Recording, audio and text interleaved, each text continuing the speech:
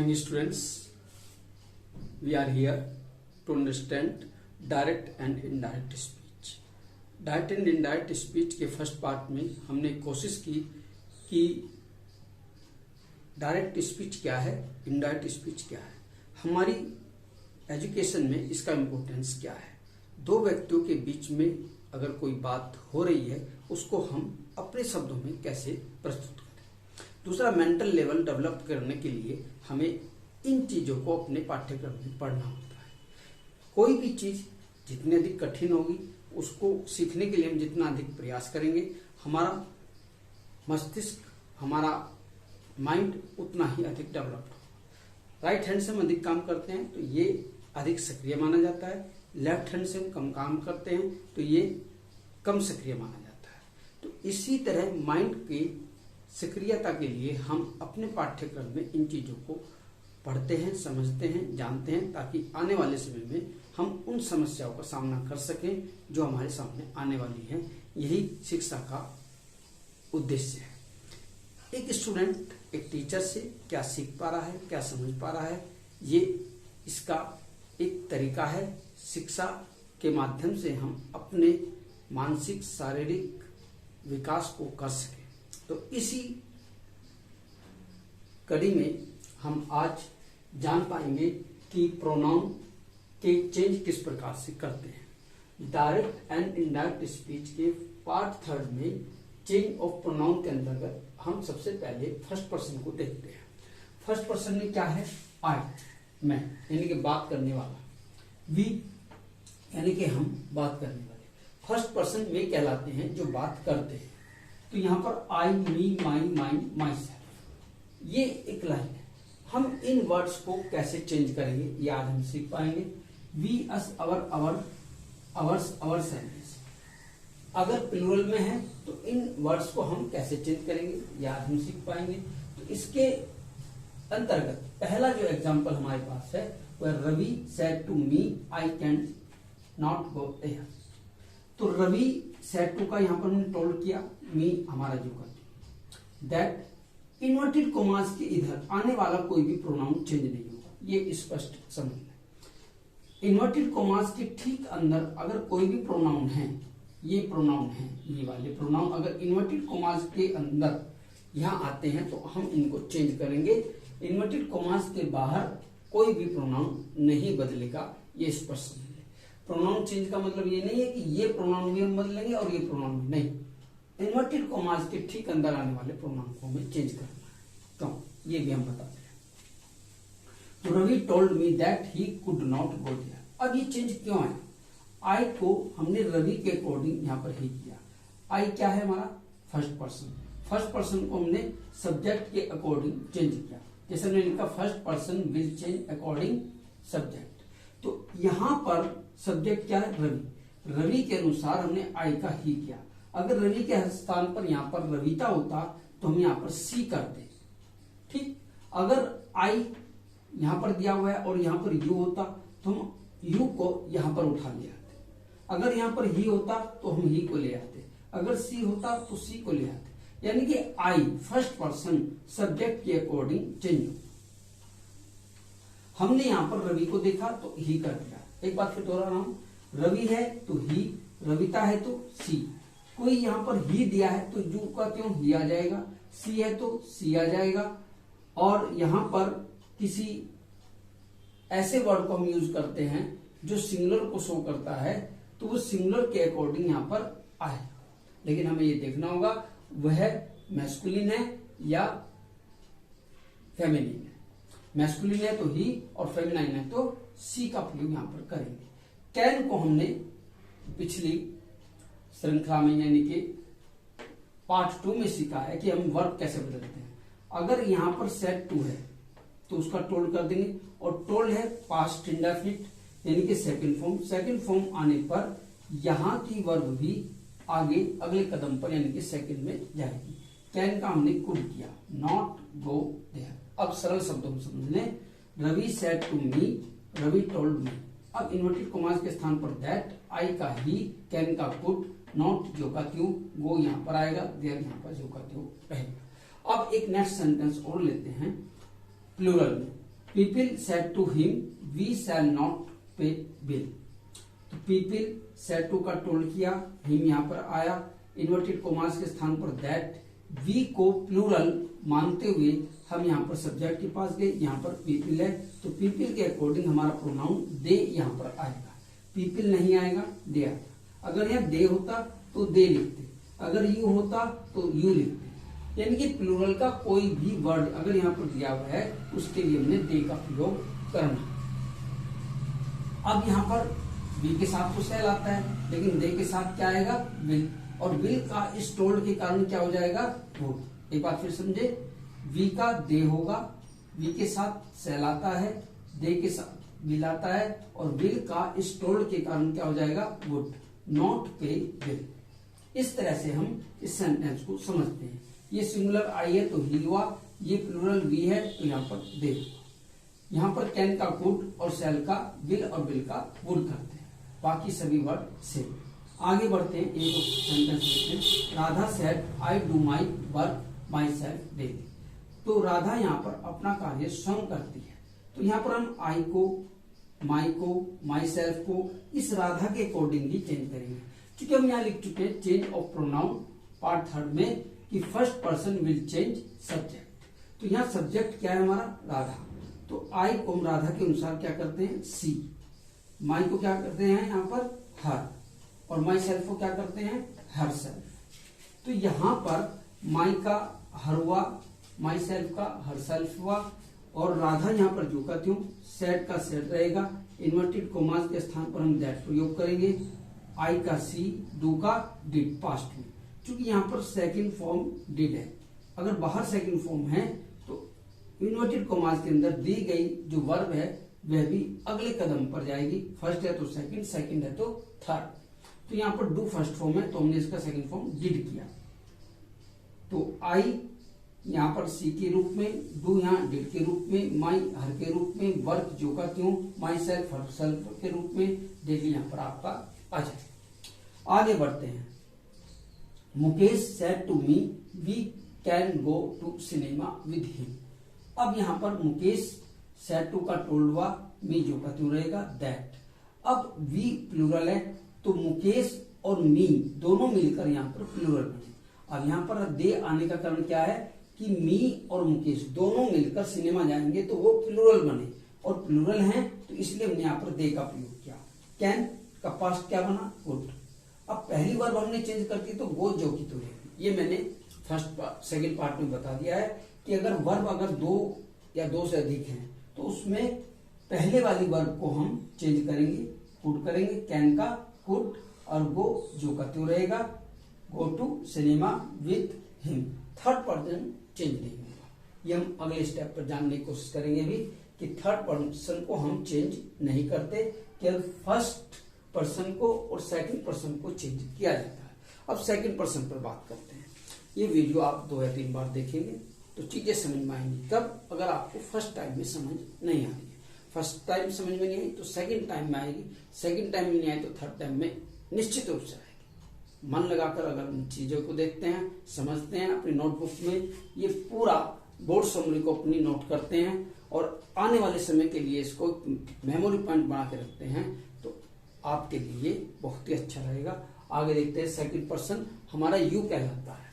You singular में भी होता है, प्लूरल में भी होता है। यू का objective case you, possessive case your, ये भी पॉजेसिव केस योर्स, ये नाउन के साथ, ये बिना नाउन के। योर सेल्फ स्वयं के अंग्रेजी होती है। स्वयं के लिए यहाँ पर योर सेल्फ सिंगुलर में और योर सेल्वेज प्लूरल में प्रयोग किया जाता है।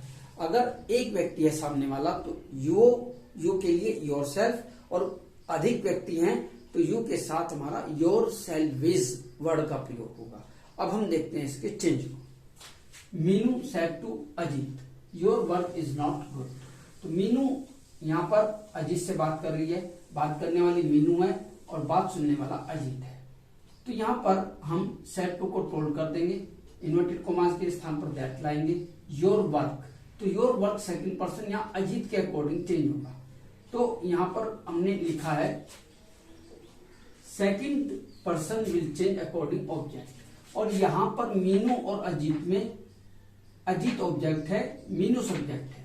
अगर यहाँ पर आई होता तो मीनू के अकॉर्डिंग चेंज करते। अब यहाँ पर अजीत है, ऑब्जेक्ट है, तो इसके अकॉर्डिंग हमने योर का अजीत के अनुसार हिज किया, तो यहाँ पर ये हिज वर्क आया, योर का हिज, और इज का यहाँ पर हमने वाज किया। यहाँ पर वर्ब चेंज होकर वाज यानी नॉट गुड। तो क्लियर हो जाना चाहिए कि आई अगर यहाँ पर माई होता, आई होता, तो हम मीनू के अकॉर्डिंग, यहाँ पर योर दिया गया है तो इसको हम अजीत के अकॉर्डिंग हिज करेंगे। अब एक सेंटेंस और देखिए, इसमें बात स्पष्ट होगी। Mother said to me I shall not serve you lunch, मैं आपको लंच नहीं दूंगी, ऐसा माता मुझे कह रही है। तो mother told me that, I का यहाँ पर सी किया, आई फर्स्ट पर्सन है, तुमने मदर के अकॉर्डिंग यहाँ पर सी किया। अब आई के साथ तो सेल आता है, सी के साथ विल, और विल का इस टोल्ड की वजह से क्या किया हमने, वुड, यहाँ वुड किया। नॉट सेम रहेगा, सर्व फर्स्ट फॉर्म है, इसको नहीं बदलेंगे, और यू ऑब्जेक्टिव केस है, तो यहाँ मी के कारण हमने कहा कि यू को, इस यू को ऑब्जेक्ट के अनुसार, यहाँ ऑब्जेक्ट क्या है हमारा, मी, तो मी के कारण यहाँ पर यू का हम मी कर देंगे, मी हुआ, और इसके बाद लंच आया है। इसके बाद एक एग्जाम्पल और देखते हैं। ये सभी एग्जाम्पल आप 2 या 3 बार जरूर देखेंगे तो चीजें स्पष्ट होती चली जाएंगी। Police said to thief we shall not pardon you, तो पुलिस जू का तो रहेगा, सेड टू का टोल्ड हुआ, थीफ आया, तो दोनों ही यहाँ पर नाउन है, पुलिस भी नाउन है, थीफ भी नाउन है। वी, यहां पर पुलिस प्लूरल होता है, ध्यान रखना। पुलिस, अगर पुलिस मैन बोलते हैं तो सिंगुलर, और पुलिस बोलते हैं तो वो प्लूरल होता है। जैसे पीपल प्लूरल होता है, चिल्ड्रन प्लूरल होता है, वीमेन प्लूरल होता है। तो यहां पर भी पुलिस को हम प्लूरल मानेंगे, और वी के कारण पुलिस का यहां पर दे करेंगे। वी, पुलिस के कारण क्या हुआ, दे हुआ, और वी के साथ सेल, और दे के साथ विल, और विल का इस टोल्ड के कारण क्या हुआ, वुड, इस टोल्ड के कारण क्या हुआ, वुड। नॉट पार्डन, और यू, फिर अभी हमने यहां देखा ऑब्जेक्ट के अनुसार, तो यू ऑब्जेक्ट पर जाएगा, थीप, थीप है सिंगुलर, तो हम इस थीप का क्या कर देंगे, यहां पर हिम कर देंगे, तो यहां पर हिम हो जाता है। उसके बाद अब हम एक एग्जाम्पल और देखते हैं, simple. You said to me you are ill, तो यू का यू रहेगा सब्जेक्टिव केस में, सेड टू का टोल्ड हुआ, मी यहां पर आया, इन्वर्टेड कॉमास के स्थान पर दैट आया। जितने भी सिंपल के सेंटेंस होंगे, जनरल सेंटेंस होंगे, उन सभी सेंटेंसेस में इन्वर्टेड कॉमास के स्थान पर हमने दैट लिखना ही है, की शब्द को। देखिए यहाँ पर कहा गया है यू टोल्ड मी दैट, आपने मुझे बताया कि। यू, अब यहाँ पर मी के अकॉर्डिंग, क्योंकि यू बदलता है ऑब्जेक्ट के अनुसार, यहाँ ऑब्जेक्ट क्या है हमारा, मी के अकॉर्डिंग क्या हुआ, आई, क्योंकि हमें सब्जेक्ट चाहिए, तो यू के अकॉर्डिंग मी का सब्जेक्टिव केस है आई, और आर के स्थान पर आएगा वाज, क्योंकि आई यहां पर सिंगुलर के रूप में प्रयोग होगा, तो आई वाज, इसके बाद इल। तो you told me that I was ill, आपने मुझे बताया था कि मैं बीमार था। की क्या आने के कारण यहां पर मैं बीमार था, मैं अपने बारे में बात कर रहा हूं। तो यहां पर अभी तक हम यहां पर इस तरफ हमने फर्स्ट पर्सन के चेंज को सीखा, समझ में ना आए तो 1-2 बार इसको जरूर देखिए। यहां सेकंड पर्सन के चेंज को हमने देखा। अब थर्ड पर्सन पर आते हैं। थर्ड पर्सन के मीनिंग होते हैं ही, सी, दे, इट, यानी कि जो व्यक्ति वहां पर नहीं है, यानी कि जो बातचीत हो रही है उसमें शामिल नहीं है, वह थर्ड पर्सन कहलाता है। आई फर्स्ट पर्सन, यू आप मेरी बात सुन रहे हैं तो सेकंड पर्सन, बात करने वाला फर्स्ट पर्सन और बात सुनने वाला सेकंड पर्सन, और जो हमारे बीच में नहीं है, यहाँ पर अनुपस्थित है, वह थर्ड पर्सन होता है। वह नहीं आया तो अर्थात वह व्यक्ति यहाँ नहीं है, वे नहीं आए अर्थात वे यहाँ पर नहीं है, वह अपना काम नहीं करती अर्थात वह यहाँ नहीं है। ठीक है, तो ऐसे व्यक्तियों के लिए, ऐसी वस्तुओं के लिए जो बात करते समय वहां नहीं है, थर्ड पर्सन कहलाते हैं। उनके प्रोनाउन को नहीं बदलते, उनसे रिलेटेड क्या क्या है, he, him, his, himself, she, her, hers, herself, they, them, their, themselves, it, its, itself. ये प्रोनाउन किसी भी रूप में चेंज नहीं होंगे, न इन्वर्टेड कोमास के बाहर न इन्वर्टेड कोमास के अंदर।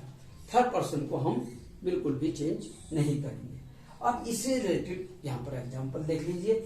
Sonu said to me he does not do any work. तो सोनू सेड टू का हमने यहाँ पर क्या टोल्ड किया, मी जो का क्यों आया दैट। अब यहाँ पर ही है, हमने अभी कहा है ही को हम चेंज नहीं करेंगे तो ही जो का क्यों, लेकिन यहाँ स्मॉल में बनेगा। ये बात ध्यान रखें, जब इन्वर्टेड कोमास हमारा वहां से रिमूव हो जाता है, हट जाता है, तो यहाँ पर आने वाला जो भी प्रोनाउन है, कोई भी वर्ड है, केवल प्रॉपर नाउन को छोड़कर, प्रॉपर नाउन हमेशा कैपिटल में रहेंगे, बाकी सभी शब्द स्मॉल बनेंगे। ही डज का पास्ट में हमने डिड किया। कल हमने सीखा था कि जो फर्स्ट फॉर्म होती है वो सेकंड में चली जाती है, तो फर्स्ट फॉर्म में SEIS हो या फर्स्ट फॉर्म हो, तो उसको हमने क्या किया, did not do any work. अगर ये वर्ब चेंज हो गई है तो इस डू को चेंज नहीं करेंगे, ये ध्यान रखने की बात है। फिर कह रहा हूं हेल्पिंग वर्ब चेंज होता है, पहली वर्ब चेंज होती है, दूसरी, तीसरी, चौथी कोई भी वर्ब को चेंज नहीं करेंगे। एक एग्जांपल प्लूरल में देखते हैं, ये सिंगुलर का एग्जांपल था, सोनू सेड टू मी, और यहाँ चिल्ड्रन सेड टू टीचर। तो चिल्ड्रन टोल्ड टीचर दैट, यहाँ पर सेड टू का हमने टोल्ड किया। सेड टू का हर स्थान पर टोल्ड करना है, कब, जब वो सिंपल सेंटेंस हो, असर्टिव सेंटेंस हो। असर्टिव के सभी सेंटेंसेस में सेड टू का टोल्ड करना है। आवश्यकता अनुसार जैसा भाव है, सेंस है, उसके अकॉर्डिंग भी आप चेंज कर सकते हैं, एडवाइज्ड भी कर सकते हैं, सजेस्टेड भी कर सकते हैं, रिक्वेस्टेड भी कर सकते हैं, ये आगे चलकर हम बात करेंगे। अभी हम एक बेसिकल नॉलेज लेने की कोशिश कर रहे हैं। बेसिक नॉलेज हमें डायरेक्ट इनडायरेक्ट के बारे में हो जाए, क्या चेंज हम करते हैं, ये चेंज क्यों जरूरी है, ये पाठ्यक्रम में क्यों है, परीक्षा में किस तरह के सेंटेंस आएंगे, हमें वहां पर उनको कैसे सोल्व करना है, ये सब चीजें हमें सीखनी है। तो एक बार फिर से, children said to teacher they want to play with him.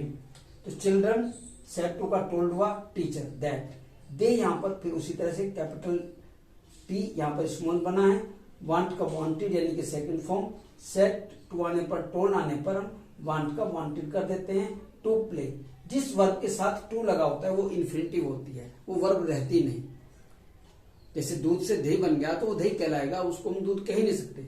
अब यहाँ पर टू इस वर्ब के साथ लग गया, इन्फिनिटिव बन गया, अब इसको हम चेंज कर ही नहीं सकते। अगर ये फर्स्ट फॉर्म होती तो चेंज करते, सेकंड होते तो चेंज करते, थर्ड चेंज होती नहीं। तो टू प्ले विद हिम, अब हमने यहाँ पर हिम को चेंज नहीं किया क्योंकि ये थर्ड पर्सन है।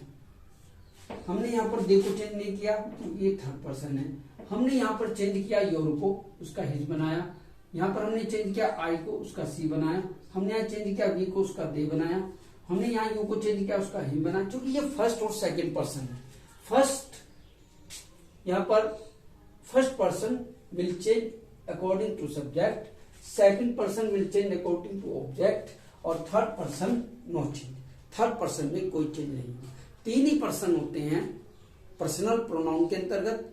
फर्स्ट पर्सन में हमने आई और वी को देखा, सेकंड में यू को देखा, और थर्ड में ही, सी, इट और दे को देखा। इट का बहुवचन दे होता है, ही का बहुवचन दे होता है, सी का बहुवचन दे होता है। ही, सी, इट तीनों के अगर बहुवचन आपसे कोई पूछे तो वो दे कहलाए।